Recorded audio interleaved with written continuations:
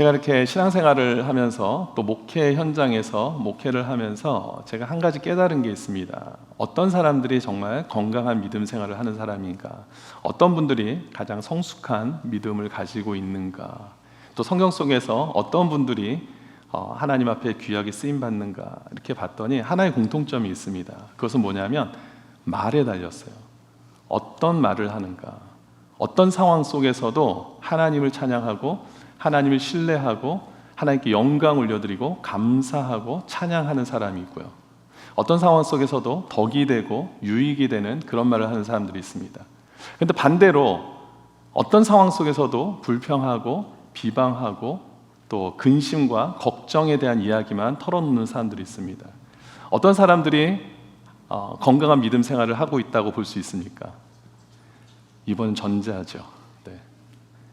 항상 어떤 상황 속에서도 하나님을 찬양하고 하나님께 하실 일들을 기대하고 감사하고 또 서로에게 덕이 되는 말을 하는 사람들이 하나님 앞에 귀하게 쓰임받으며 또 건강한 믿음 생활을 하는 것을 보게 됩니다. 제가 지난 목요일 날 우리 목요 기찬밤에서도 요한계시록 말씀을 통해서 우리 분명히 말씀을 드렸죠. 말세에 가면 사탄이 우리를 공격을 하는데 우리 어떻게 공격을 한다고 말씀드렸습니까? 비방하고 교회를 비난하고 이간질시키는 그런 일들을 사탄이 감행하면서 이 말세에 공격을 한다. 교회를 어지럽히고 힘들게 한다. 그런 내용을 요한계시록 13장에서 우리가 발견을 했습니다. 여러분, 사탄의 앞잡이가 되며 살아가는 사람들이 있습니다. 하지만 하나님의 그런 대리인으로서 살아가는 사람들이 있습니다. 여러분, 어떤 사람이 되기를 원하십니까? 하나님의 대리자로서 권세와 능력을 이 세상 가운데 끼치며 살아가는 우리 더블레스교회 모든 성도님들 되시기를 주님 이름으로 축원드립니다. 저는 그래서 우리가 이 시대 가운데 이 영혼을 살리는 이 믿음의 언어를 사용하는 그런 믿음의 사람들을 성경 속에서 좀 발견하면서 우리가 그 말씀들을 우리 입에 좀 달고 살면 좋겠다. 그래서 어떤 상황 속에서도 우리가 불평하고 비방하고 비난하는 것이 아니라 근심과 걱정으로 입을 이야기하는 것이 아니라 우리가 정말 하나님 앞에 우리의 믿음을 좀 드릴 수 있는 그런 삶을 산다면 하나님께서 우리 삶을 너무나 축복하시겠다, 이런 그 마음을 가지고 기대를 가지고 이 주제 말씀을 정했습니다. 이것은 단순히 우리가 긍정의 힘 이런 걸 가지고 살자라는 게 아닙니다. 의지적으로 좋은 말만 하자는 것이 아닙니다. 하나님을 신뢰하여서 하나님의 약속의 말씀을 우리 입술에 달고 살자는 겁니다. 그래서 그러므로 인해서 우리가 선포할 때마다 하나님께서 그 약속의 말씀이 우리 삶으로 통하여서 나타날 수 있는 그런 도구로 우리가 입술을 열자라는 그런 의미에서 이 말씀들을 준비했습니다. 여러분, 성경에서는 이 부분에 대해서 분명하게 말씀하고 계세요. 잠언서 18장 21절 말씀을 한번 봅니다. 같이 한번 읽어볼게요. 시작. 죽고 사는 것이 혀의 힘에 달렸나니 혀를 쓰기 좋아하는 자는 혀의 열매를 먹으리라. 죽고 사는 것이 혀의 힘에 달렸다. 하나님께서 우리 입술에 권세를 주셨어요. 그래서 이 입술을 통해서 선포되는 말을 통해 사람 역사하신다. 지금 이렇게 이야기하고 계시는 겁니다. 마태복음 12장 36절에서도 예수님께서 친히 이렇게 말씀하십니다. 사람이 무슨 무익한 말을 하든지 심판날에 이에 대하여 신문을 받는다.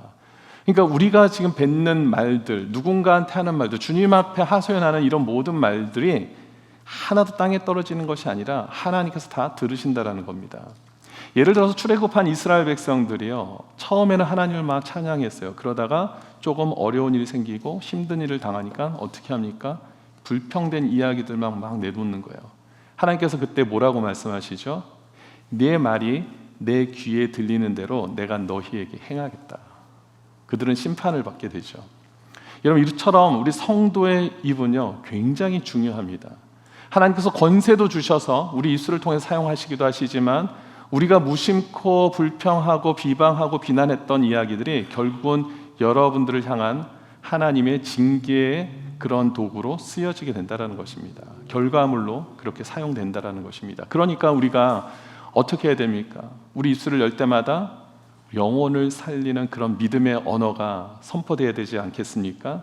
그래서 오늘 첫 번째 시간으로 시편 23편의 말씀을 통해서 과연 어떤 믿음의 언어로 영혼을 살리는 그런 선포가 있었는가 한번 살펴보려고 합니다.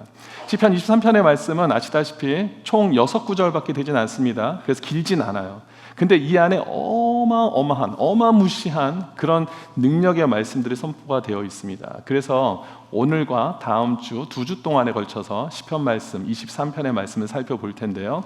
시편 말씀은 23편의 말씀은 제가 개인적으로 너무나 좋아하는 말씀이기도 합니다. 그래서 제가 보통 처음 오신 분들 신방을 가거나 개업 신방을 가거나 환우들을 위한 신방을 가거나 또 어떤 모양의 신방이든지 간에 제가 주로 처음에 많이 하는 본문, 인용하는 본문이 시편 23편 말씀입니다. 그만큼 너무나 이 말씀을 통해서 제가 받은 은혜도 너무나 크고, 그리고 그걸 통해서 많은 분들이 은혜 받았다는 간증도 차고 넘칩니다. 아마 이곳에 계신 여러분들 가운데서도 시편 23편 말씀 거의 다 아마 들어보셨고 또 그 말씀을 늘 묵상하며 살아가고 계시는 줄 믿습니다. 여러분, 이 말씀이 얼마나 이렇게 또 우리에게 귀한 영향력을 주는가 봤더니 제가 한번 자료를 찾아보니까 수의과 정신과 의사 중에, 심리학자 겸 정신과 의사 중에 폴 트루니에라는 그런 인물이 있습니다. 그런데 이분이 이런 유명한 일화가 있습니다. 이분에 대한 우울증 환자들, 정신적으로 조금 치료가 필요한 환자들이 오면은 이분이 이렇게 처방, 권면을 한대요. 어떻게 하냐면 당신 가서 이제부터 시편 23편 말씀을 찾아서 아침, 점심, 저녁으로 2번씩 날마다 이 말씀을 좀 읽으십시오. 그리고 묵상하십시오. 이렇게 권면도 하고 이것이 어떤 하나의 처방처럼 그렇게 내려진다고 합니다. 그래서 많은 사람들이 그 말씀을 묵상하고 또 늘 깨어서 그 말씀을 붙잡고 살아가는 가운데 정말 놀라운 치료의 능력을 경험했다라는 그런 유명한 일화가 있을 정도로 이 시편 23편의 말씀은 너무나 그 모든 내용들이 단어 하나하나마다 너무나 주옥 같은 말씀으로 엮여져 있다는 것을 아마 여러분들도 경험하실 겁니다. 자, 그럼 오늘 그 내용을 한번 이제 들어가 볼 텐데, 자, 시편 23편의 말씀은 다윗이 지은 시로 알려져 있습니다. 그런데 1절 말씀을 보니까 뭐라고 되어 있습니까? 여호와는 나의 목자시니 내게 부족함이 없으리로다. 이 짧은 구절 안에 너무나 중요한 핵심의 2가지 내용이 담겨져 있습니다. 첫 번째는 내게 부족함이 없다라는 거예요. 다윗이 부족함이 없다라고 지금 고백을 합니다. 그럼 이런 이야기를 들으면 많은 분들은 그렇게 생각하실 수 있잖아요. 다윗이 누굽니까? 왕이잖아요. 그리고 가장 이스라엘의 태평성대를 눌렸던 그런 왕인데 당연히 부족한 게 없겠죠, 목사님. 힘들다 그러면은 뭐 그거를 또 채우려고 하는 일들도 사람들도 많이 있을 것이고, 아프다 그러면 용한 의원들이 막 찾아올 것이고, 부족한 게 뭐가 있겠습니까? 라고 생각할 수도 있지만 사실 전체 내용을 보면은 너무나 그 목가적인 분위기가 많습니다. 평화롭습니다. 여호와는 나의 목자시니 내게 부족함이 없다라고 한 뒤에 푸른 풀밭이라는 것도 나오고, 그리고 소생시킨다라는 얘기도 나오고, 물가로 인도한다라는 표현도 나오고, 너무나 안정적이지 않습니까? 오늘 제가 이렇게 보니까 PPT에 우리 제목 화면 띄운 거를 보니까 그 사진 그림만 봐도 얼마나 아름답습니까? 예, 너무나 좋죠. 되게 포근하고 좋지 않습니까? 그냥 사진만 봐도 좋죠. 좀 뭐라고 답을 좀 해주세요. 너무 좋아요.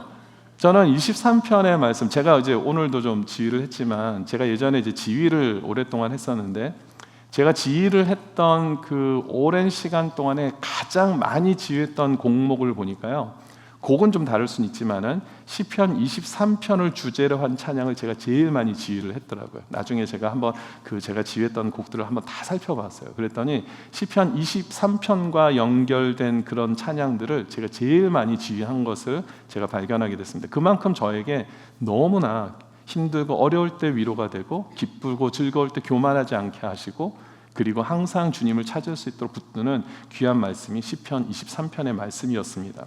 그러니까 너무나 이렇게 좋은 거예요. 그러니까 많은 사람들이 다윗이 굉장히 태평할 때, 평안할 때 이 시를 지었겠구나 생각할 수 있지만, 여러분 아시다시피 4절 이후에는 어떤 말씀들이 기록되어 있습니까? 사망의 막 음침한 골짜기라는 단어도 나오고 원수의 목전이라는 표현도 나옵니다. 그러니까 그만큼 다윗이 결코 그냥 녹록한 생활을 하고 있을 때 이게 쓰여진 것이 아니라는 겁니다. 그래서 많은 학자들이 이 시는 아마 사울 왕이 다윗을 죽이려고 할 때 도망 다니면서 썼거나, 아니면 아들 압살롬이 아빠를 죽이려고 그 왕권을 빼앗으려고 할 때 도망 다닐 때 쓴 시가 분명하겠다라고 그렇게 많이들 이야기를 합니다. 저도 좀 그 의견에 좀 동감을 하는 편이고요. 그래서 어쨌든 이 다윗이 힘들고 어려운 상황에서 이 시를 쓰고 있다라는 사실을 우리가 근거로 했을 때, 여러분 다윗이 그러면 모든 것이 풍족했겠습니까? 아니면 부족하고 결핍이 많았겠습니까? 부족하고 결핍이 많았겠죠. 풍족하고 넉넉한 삶이 아니라 오히려 모든 것이 부족하고 마음은 공허하고 심란하고 재정적으로도 어렵고 먹을 것도 부족했을 거라고 분명히 우리는 그렇게 짐작을 할 수가 있습니다. 그런데 어떻게 이 다윗이 나는 풍족하다, 나는 부족함이 없다라고 이야기할 수 있었는가? 그것이 너무나 궁금하죠. 그것이 바로 1절 안에 두 번째 포인트에 있습니다. 다윗이 내게 부족함이 없다라고 이야기를 하면서 그 이유에 대해서 얘기를 하고 있죠. 그 이유가 무엇입니까? 여호와가 내 목자시기 때문에 나는 부족함이 없다라는 겁니다. 여러분, 보통 여러분들도 지금까지 여러분 인생 가운데 어떤 거라도 부족한 것을 느낀 적이 있으십니까? 없으십니까? 좀 결핍이 됐다라는 생각이 드신 적이 있으십니까? 없으십니까? 있죠. 그게 살다 보면 사실 물질적으로도 부족하다고 느낄 수 있고, 또 건강에 어떤 부족함이 올 수도 있고, 또 마음의 공허함이 좀 생길 수도 있습니다. 살다 보면 정말 여러 가지 이유로 인해서 참 부족하다, 난 결핍됐다, 너무나 이것을 채우고 싶다, 공허하다, 이런 생각을 우리는 다 한두 번 이상은, 아니면 그 이상으로, 아니면 어떤 분은 날마다 그것을 느끼며 살아갈지 모르겠습니다. 그럼 어떻게 합니까? 그것이 처음에는 심적인 어려움도 오고, 그것이 더 나아가다가 보면은 건강의 어려움으로도 찾아오고, 정말 우리의 모든 생활이 불안정적이게 되고 굉장히 불안해지는 그런 모습으로 우리가 가게 되죠. 그러다 보니까 어떻게 되냐면 어떻게 해서든지 그 부족함을 채우려고 하는 그런 모습들이 생깁니다. 그거를 어디서 채우려고 그러냐면 세상에서부터 채우려고 한다는 것이죠. 거기에 큰 문제가 생길 수 있습니다. 그러다 보면 잘못된 방법으로 그 체험을 받으면서 내가 스스로 그것으로 인하여 만족을 느끼려고 하는, 보상받으려고 하는 그런 모습들을 우리가 보게 되죠. 예를 들면은 여러분, 어떤 분들이 과식을 많이 해요. 왜 이렇게 음식 많이 드세요? 그러면 뭐가 마음이 허전해서요. 이런 분도 계시죠. 뭔가 마음이 불안하면 많이 드시는 분 계시잖아요. 또 어떤 분들은 어떻게 해소를 합니까? 그 부족함과 결핍을 뭘로 해소합니까? 술로 하시잖아요. 술 한 잔, 두 잔, 그러다가 막 완전히 그냥 술에 빠져 사는 분들이 얼마나 많이 계십니까? 어떤 분들은 또 도박에 빠지는 경우들이 있잖아요. 어떤 분들은 쇼핑에 빠져서, 인터넷에 빠져서 뭔가 내 부족함과 허전함을 달래기 위해서 뭔가 찾으려고 하다 보면은 오히려 엉뚱한 것에 빠져서 우리가 그렇게 인생을 낭비하는 경우들을 우리는 종종 여러분 스스로 경험할 수도 있고, 또 지인분들을 통해서 경험하셨을 겁니다. 이게 굉장히 위험하죠. 그런데 지금 다윗이 뭐라고 얘기합니까? 나는 나의 목자가 여호와이기 때문에 부족함이 없다라고 지금 이야기를 하고 있는 겁니다. 왜 그랬을까요? 다윗은 최소한 이것을 알았어요. 세상에서 채움받는 걸로는 만족할 수가 없다라는 것을 다윗은 너무나 알았던 사람입니다. 여러분, 시편 34편 9절 10절 말씀을 같이 한번 볼게요. 시편 34편 9절 10절 같이 한번 두 구절의 말씀 연이어서 봉독하겠습니다. 함께 있습니다. 시작. 너희 성도들아 여호와를 경외하라. 그를 경외하는 자에게는 부족함이 없도다. 젊은 사자는 궁핍하여 줄일지라도 여호와를 찾는 자는 모든 좋은 것에 부족함이 없으리로다. 이런 10절에 보니까 어떤 사자가 궁핍하여 줄인다고 되어 있습니까? 병든 사자입니까? 늙은 사자입니까? 잠깐만, 이러니까 여러분 짜증내시는 젊은 사자 압니다. 저도 젊은 사자인 거 아는데, 젊은 사자가 궁핍하여 줄인다라는 게 말이 됩니까? 아니잖아요. 사자는 절대로 궁핍하고 줄일 수가 없죠. 다 잡아먹으면 되지 않습니까? 건강하니까. 그런데 세상의 이치가 그렇다는 겁니다. 아무리 그것을 채워도 채워지지 않는 것이 세상의 이치라는 겁니다. 여러분들도 그렇지 않으세요? 뭔가 미국 생활하면서, 이민 생활하면서 내가 이 정도만 하면 되겠다라는 생각, 그런 어떤 도전적인 어떤 목표를 삼았지만 그것이 뛰어넘는 순간 또 다른 목표가 생기고, 물론 목표를 세운다는 게 나쁜다는 것이 아니라 그것이 어떻게 보면 우리의 욕심으로 삼아져서 만족하지 못하는 그런 모습으로 가고 있지는 않습니까? 2002년에 한일 월드컵을 했는데 한국이 어디까지 진출했죠? 4강을 진출했습니다. 어떻게 그렇게 잘하세요? 예. 그런데 한 번도 대한민국이 16강을 가본 적도 없었는데 16강을 진출했습니다. 얼마나 놀라운 일입니까? 모두가 다 기뻐하는데 감독 히딩크가 그때 뭘 얘기를 하죠? 나는 여전히 배고프다. 나는 더 8강도 가고 싶고 4강도 가고 싶다. 지금 그 얘기를 하고 있죠. 우리가 목표를 가진다는 게 나쁘다는 것이 아니라 그만큼 우리는요, 한 끝이 없다라는 겁니다. 우리 만족한다는 게 세상적인 방법 안에서는요, 우리가 채워질 수 없다, 만족할 수 없다라는 것을 우리는 그냥 우리 삶을 통해서, 일상적인 삶을 통해서 충분히 경험할 수 있습니다. 그런데 다윗이 그것을 알았던 거죠. 그러니까 다른 것을 통해서, 세상적인 다른 것을 통해서는 결코 내가 만족함을 누릴 수가 없다라는 것을 알았는데, 그렇다면 무엇이 답인가? 바로 여호와가 목자라는 사실을 늘 잊지 않는 것이 바로 내가 만족함을 누릴 수 있는, 부족함이 없다라는 걸 깨달을 수 있는 비결인 것을 알았습니다. 여러분, 여호와는 나의 목자시니 내게 부족함이 없으리로다. 이 말은 다른 말로 하면 내가 어떤 존재라는 겁니까? 하나님이 목자예요. 그럼 나는 어떤 존재입니까? 양이라는 거예요. 하나님과 나의 관계를 목자와 양의 관계로 지금 놓고 있습니다. 그러니까 여호와는 나의 목자시니 내가 부족함이 없으리라는 얘기를 다른 말로 하면 나는 여호와 하나님의 양이기 때문에 부족함이 없습니다. 맞습니까? 그럼 양은 어떤 모습으로 살아가게 됩니까? 전적으로 목자에게 의존하는 거죠. 전적으로 목자만 바라보는 거죠. 나의 죽고 사는 문제가 다 하나님께 달렸구나, 목자에게 있구나라는 것을 양은 아는 거죠. 그러니까 우리 백성들이 그렇게 살아야 된다는 것입니다. 다윗이 그것을 깨달았어요. 내가 다른 것을 통해서 만족함, 채움을 얻는 것이 아니라 내가 전적으로 하나님을 의지할 때, 하나님의 말씀에 순종할 때, 내가 하나님의 통치를 받고 하나님의 다스림 안에 있을 때만 비로소 내가 부족함이 없다는 것을 깨달을 수 있겠구나. 다윗이 그것을 정확하게 알았습니다. 그래서 이런 고백을 하는 거예요. 여호와는 나의 목자시니 내가 부족함이 없다라는 것은 다른 말로 하면 내가 하나님의 통치를 받고 하나님의 다스림을 받고 하나님의 말씀대로 순종하려고 하니까 하나님께서 내 삶을 이렇게 채우셨다라는 것을 다윗이 알고, 지금 비록 현재 모든 상황들은 힘들고 결핍의 문제로 가득 차 있지만 나는 부족함이 없다라고 고백할 수 있는 줄 믿습니다. 저와 우리 사랑하는 성도님들 모든 분들이 이와 같은 믿음의 고백이 있게 되기를 주님의 이름으로 축원드립니다.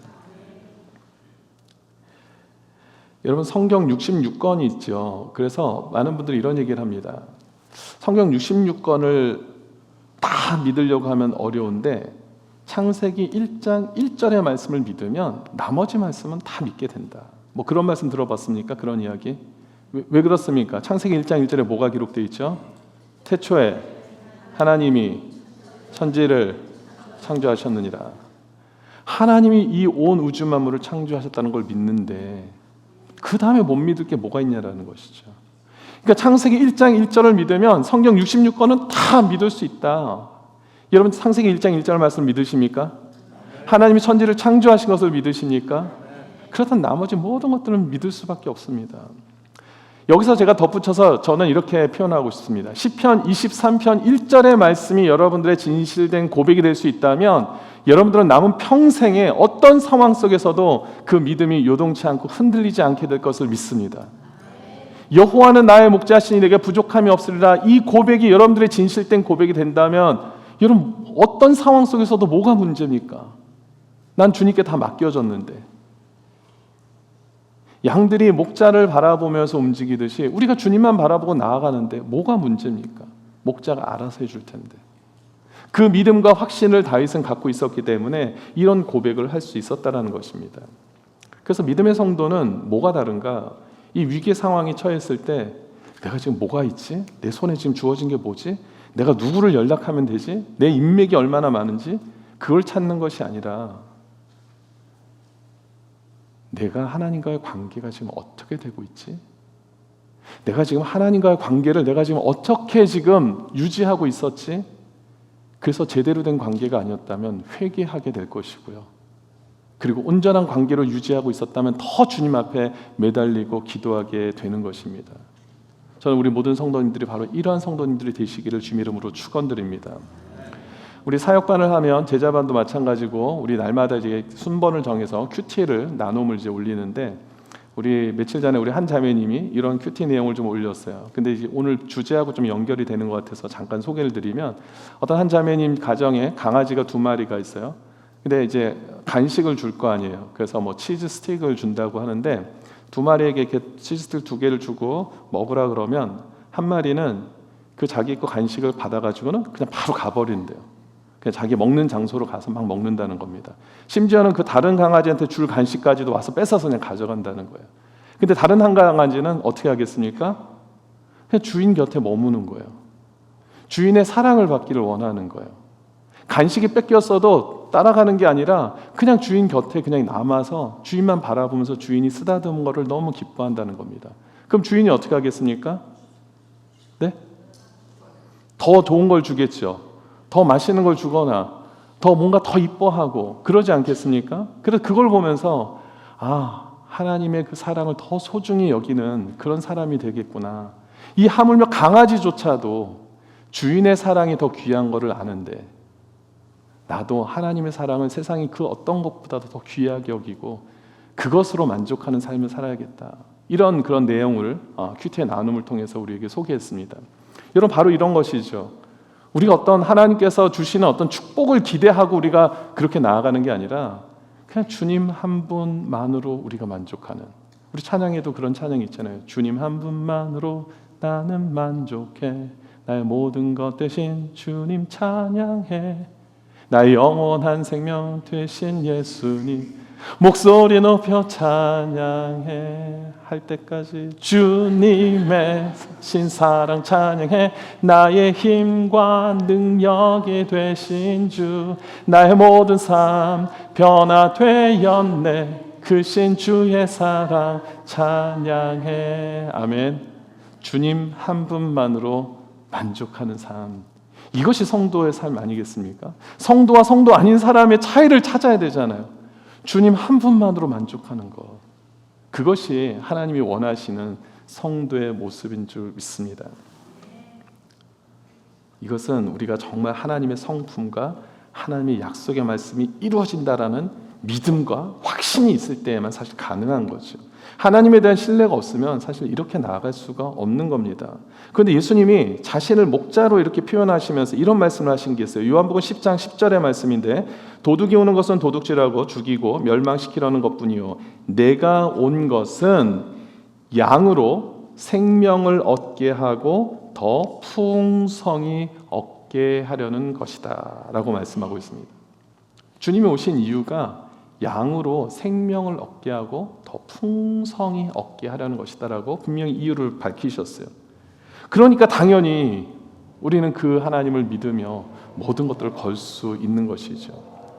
그래서 다윗도 오늘 그 본문 이어지는 3절을 보니까 이런 표현을 합니다. 시편 23편 3절에 내 영혼을 소생시키시고 자기 이름을 위하여 의의 길로 인도하신도다. 이게 지금 무슨 말입니까? 우리 한국어 번역에는 자기 이름을 위하여 의의 길로 인도하시는다, 의의 길로 인도하시는 이유가 자기 이름을 위한다는 걸로만 되어 있지만, 원어를 보면 사실은 내 영혼을 소생시키시고 내 의의 길로 인도하시는 그 모든 이유를 다 포함하는 게 자기 이름을 위하여라고 구조적으로는 그렇게 되어 있습니다. 그러니까 우리를 소생시키시고 우리를 의의 길로 인도하시는 이유가 무엇에 있다라는 겁니까? 자기 이름을 위하여. 그것은 무슨 말입니까? 하나님이 약속하신 말씀을 스스로 지키기 위해서, 약속을 이루기 위해서 자신의 이름을 걸고 우리를 지키시고 보호하신다는 겁니다. 그러니까 하나님께서 그 약속을 이루신다라는 지금 그 믿음과 확신을 가졌기 때문에 다윗이 어떤 상황 속에서 나는 여호와가 내 목자시니까 나는 부족함이 없다라고 지금 고백을 할 수 있는 것이죠. 여러분, 하나님께서 여러분의 인생을 책임지시는 줄 믿습니다. 하나님께서 여러분의 인생을 지금부터 영원까지 책임지실 줄 믿습니다. 아브라함의 삶을 보니까요, 아브라함은 하나님께서 그 늦은 나이에 자식을 이삭을 허락하셨는데 어느 날 청천벽력처럼 아들을 바치라고 명령하지 않으십니까? 그 말씀에 순종해서 아들을 데리고 가는 거예요. 근데 아들이 물어보잖아요. 아버지, 근데 재물은 어디 있습니까? 아버지가 뭐라고 얘기를 하죠? 창세기 22장 8절 말씀을 보니까, 번제할 어린 양은 하나님이 자기를 위하여 친히 준비하시리라. 하나님이 준비하신다라는 것을 아브라함은 믿고 있었습니다. 방법은 몰랐어요. 어떻게 하나님께서 하실지는 몰랐습니다. 하지만 아브라함은 이 모든 상황 속에서 하나님께서 반드시 책임지시고 이 일을 이루실 거라는 믿음은 있었습니다. 저는 우리 사랑하는 성도님들이 바로 이러한 믿음을 갖게 되길 주님 이름으로 축원드립니다. 사람은 믿을 수 없지만 하나님을 여러분들이 정말 신뢰한다면 다윗과 같은 이런 고백을 할 수 있는 거예요. 여러분 찬송가 하나님의 은혜 이 찬양 아시죠? 후렴이 어떻게 되죠? 내가 믿고 또 의지함은 내 모든 형편 아시는 주님 늘 보호해 주실 것을 나는 확실히 아네. 어떻게 안다고요? 나는 확실히 아네. 어떻게 해요? 나는 확실히 아네. 아니 무슨 음악 수업도 아니고 이렇게 네. 확실히 아는 게 중요합니다. 어설프게 아는 게 중요한 게 아니고요. 정말 우리가 확실히 이 사실을 알 수 있게 되기를 주님 이름으로 축원드립니다. 확실히 하셔야 돼요. 내가 믿고 또 의지하는 그 하나님께서 나의 모든 삶을 책임지신다라는 사실에 대해서 대충 아시는 게 아니라 확실히 할 수 있게 되기를 주님 이름으로 축원드립니다. 우리 전후자분들에게 한번 이렇게 얘기했으면 좋겠습니다. 확실히 하시기 바랍니다. 확실히. 우리가 믿음 생활이 왜 어렵습니까? 대충 하니까 그래요. 대충 믿음 생활하니까 늘 힘들고 어렵습니다. 확실히 알고 그 확실한 말씀을 붙잡고 나아가는 자들은 다윗과 같은 그런 믿음 안에서 승리하게 되는 줄 믿습니다. 여러분 오늘 시편 23편의 1절 NIV 버전 말고 ESV 버전을 한번 제가 보니까 여기는 이렇게 표현되고 있습니다. NIV 버전 말고 ESV 버전이 아마 준비됐죠.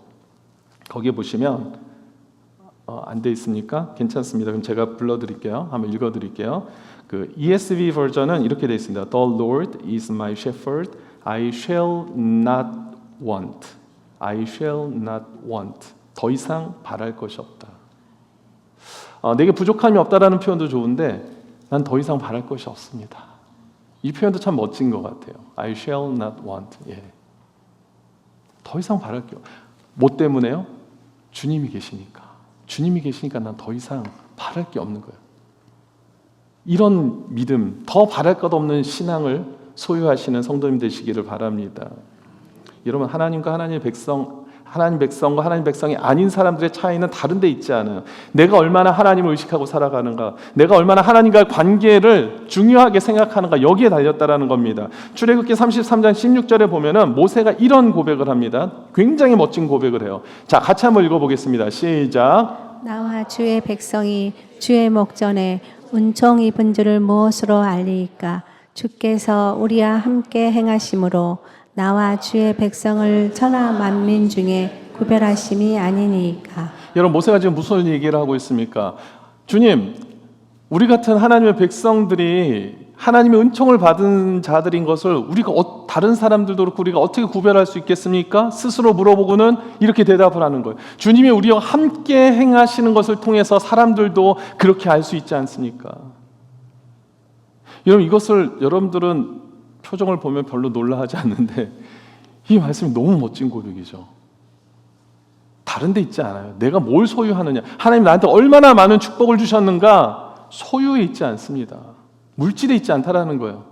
하나님 언제나 나와 함께하고 계시는 걸 통해서 우리가 하나님의 백성인지 아닌지 그것을 구별할 수 있는 것 아닙니까?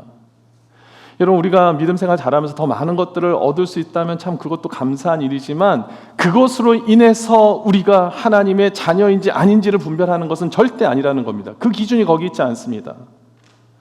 하나님의 백성인지 아닌지, 믿음을 가진 자인지 아닌지는 거기에 달려있지 않습니다. 얼마나 우리가 하나님을 의식하고 관계를 맺고 살아가고 있는가, 하나님이 언제나 항상 우리와 함께하고 있는가를 느끼고 살아가는가, 거기에 있다라는 겁니다. 저는 우리 성도님들이 이것을 가장 중요하게 여길 수 있게 되기를 주님 이름으로 축원드립니다. 여러분 출애굽한 이스라엘 백성들이요, 사실 부족함을 느낄 새가 없었을 겁니다.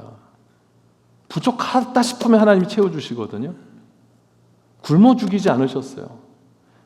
좀 그 시간들은 좀 필요했을지 몰라도 물에 빠져 죽이지도 않았습니다. 홍해도 건너게 하셨어요. 물이 좀 목말라서 좀 힘든 시간들을 거쳤지만 목말라 죽게 하지 않으셨어요. 먹을 것이 없어서 좀 굶주리긴 했지만, 배고프긴 했지만 굶주려 죽게 하진 않으셨습니다. 다 채워주셨어요. 그 하나님의 때에 맞춰 사셨어요. 부족하지 않았습니다. 그런데 백성들이 불평불만을 하는 거예요. 왜 그렇습니까? 부족해서가 아니라 자기들이 원하는 더 욕심이 채워지지 않았기 때문에, 만족하지 못한 거예요. 부족했기 때문에 불평한 게 아닙니다. 본인들이 그 채워주신 하나님의 은혜에 만족하지 못하니까 불평하고 자꾸만 하나님 원망하고 그렇게 살아갔다는 겁니다. 여러분, 하나님은 저와 여러분들을 부자로 만드시는 게 아니라 부요한 자로 만드시기 원하시는 줄 믿습니다. 여러분, 부자는 소유에 대한 것을 가지고 이야기를 하지만 부유한 자는요, 우리의 마음의 만족함, 하나님에 대한 감사, 찬양을 통하여서 우리는 부유한 자가 되는 것입니다. 근데 하나님이 우리를 부자로 만드시는 것이 아니라 부유한 자로 만드시길 원하세요. 부유함 가운데 부를 허락하실 수는 있겠지만 부자로 만들기를 하나님 원하시지 않는다라는 거예요. 부자로 만들어서 오히려 하나님을 외면할 수 있잖아요. 하나님 그것을 원하지 않으시고 오히려 우리에게 부유함을 허락하시는 거예요. 모든 상황 속에서 만족할 수 있는, 출애굽한 이스라엘 백성들이 하나님께서 그렇게 채워주셨는데도 불구하고 불평, 원망한 이유가 만족하지 못해서잖아요. 부유한 마음을 갖지 못해서 아닙니까? 하나님께서 저와 여러분들에게 원하시는 것은 부유한 자가 되는 것입니다. 그래서 사도 바울이 이런 고백을 하지 않아요? 고린도후서 12장 9절에 보면은 자신의 그 육체의 아픔을 좀 고쳐달라는 기도를 하시는데 하나님께서 뭐라고 말씀하셨냐고 이렇게 대답을 하냐면, 나에게 이르시기를 내 은혜가 네게 어떻게 하다고요? 족하다, 충분하다라는 겁니다. 이미 사도 바울에게는 하나님께서 충분한 은혜를 주셨기 때문에 그것으로 너가 감사하며 살아가면 된다, 그것을 알려주셨어요. 하나님 때로는 치료의 능력을 허락하시기도 하십니다. 물질의 축복도 허락하십니다. 하지만 때로는 그것을 비워두시고 하나님께서 그 자리 가운데 친히 계심으로 인하여 부유함을 누리게 하시기를 원하십니다. 그것이 하나님의 방법이에요. 하나님 백성을 향한 하나님의 특별한 방법입니다. 그렇기 때문에 우리가 많은 것들을 소유했든 그렇지 않든 우리가 만족할 수 있는 삶을 살아간다면 여러분, 하나님의 크신 축복 안에 여러분들이 놓이게 되었다는 사실을 잊지 마시기 바랍니다. 그래서 사도 바울이 빌립보서 4장 11절 12절에서 이런 고백을 하죠. 내가 궁핍함으로 말하는 것이 아니니라 어떤 형편에서든지 나는 자족하기를 배웠노라.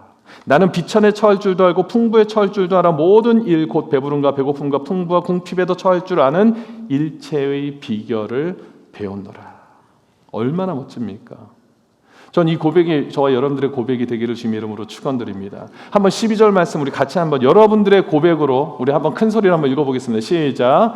나는 비천에 처할 줄도 알고 풍부에 처할 줄도 알아 모든 일 곧 배부름과 배고픔과 풍부와 궁핍에도 처할 줄 아는 일체의 비결을 배웠노라. 아멘. 말씀을 이제 정리하면서 이 성경의 많은 하나님의 역사 가운데 이 부족함을 풍성히 채운 장면 하나를 제가 찾아보니까 뭐 많은 것들이 있겠지만 이 오병이어의 기적이 떠올랐어요. 여러분, 오병이어의 기적이 이 사복음서에 다 나와 있는데 그 가운데서 요한복음의 말씀을 좀 들어가 보면은 요한복음에는 이런 내용이 조금 구체적으로 소개가 되어 있습니다. 어떤 내용인가 봤더니 예수님께서 이제 제자들에게 물어보시는 거잖아요. 야, 이 많은 사람들을 어떻게 먹이면 좋을까라는 이야기를 합니다. 근데 빌립이 이때 무엇을 얘기를 하냐면 요한복음 6장 5절 말씀을 보니까 빌립에게 이르시되 우리가 어디서 떡을 사서 이 사람들을 먹이겠느냐 하시니 질문을 했더니 7절에 가서 빌립이 이런 대답을 합니다. 빌립이 대답하되 각 사람으로 조금씩 받게 할지라도 200데나리온의 떡이 부족하리이다. 이런 빌립은 굉장히 똑똑한 사람입니다. 그렇죠? 그 상황을 보고 이 숫자를 딱 보고 적어도 12,000명, 15,000명, 많게는 2만 명으로까지도 그렇게 추산을 하는데 그 많은 사람들을 보면서 얼마의 떡이 있으면 될까를 충분히 계산할 수 있을 정도로 계산이 굉장히 빠른 사람입니다. 아주 치밀한 사람입니다. 그러니까 분명하게 그것이 정리된 그런 사람이었어요. 그러니까 그 사람이 얘기한 것이 틀린 것이 아닐 겁니다. 그런데 문제는 뭐냐면 그가 그 자리에 누가 계셨는가, 그것을 빌립이 놓치고 있었던 것이죠. 예수님이 함께 하시면 부족한 현상이 일어날 수가 없다는 것을 미처 깨닫지 못한 거예요. 결핍할 수가 없다는 것을 이 사람이 깨닫지 못한 거예요. 예수님이 계시면 모든 것에서 nothing에서도 풍족해질 수 있다는 사실을 잊어버렸어요. 하지만 예수님이 빠지면, 내 인생 가운데 예수님이 빠지면 nothing이 되어야 되는데, 반대로 예수님이 함께 하시면 내 인생이 nothing이었다가도 예수님으로 인하여 풍성한 삶을 살 수 있다는 것을 빌립이 깨닫지 못했다는 겁니다. 오병이어의 기적에서 많은 우리가 교훈을 얻을 수 있지만, 이 빌립의 모습을 통해서 우리가 깨닫기를 원하는 것은 내가 과연 어떤 상황 속에서 하나님과 함께하고 있는가, 예수님을 인식하고 살아가고 있는가. 그렇다면 어떤 문제에서도요, 당황하지 않고 두려워하지 않습니다. 믿음으로 가게 되어 있습니다. 저는 우리 사랑하는 우리 모든 성도님들이 바로 다윗과 같이 어떤 상황 속에서도 주님 한 분만으로 만족하며 힘써 나아갈 수 있는 그런 믿음의 성도님 되시기를 주의 이름으로 축원드립니다. 마지막으로 빌립보서 4장 19절 말씀 우리 함께 봉독하고 말씀 마치겠습니다. 같이 빌립보서 4장 19절 같이 읽습니다. 시작. 나의 하나님이 그리스도 예수 안에서 영광 가운데 그 풍성한 대로 너희 모든 쓸 것을 채우시리라. 아멘. 아멘. 여러분, 이 말씀이 여러분 삶에 실제로 나타나게 되는 줄 믿습니다. 하나님이 채우셔야 돼요. 하나님이 채우셔야만 여러분들 인생 가운데 공허함, 우울함, 궁핍함 모든 문제 해결될 줄 믿습니다. 아멘.